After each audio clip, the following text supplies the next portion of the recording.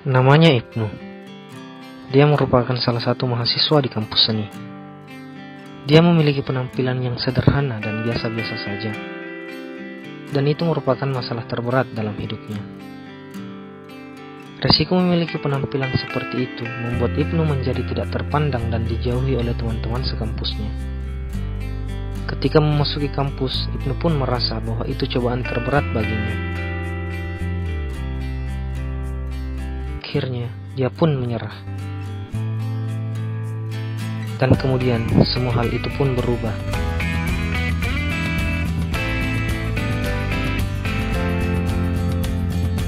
Masalahnya pun teratasi. Penampilannya semakin menarik dan stylish. Semua itu berubah ketika dia membuka Makassar Dagang.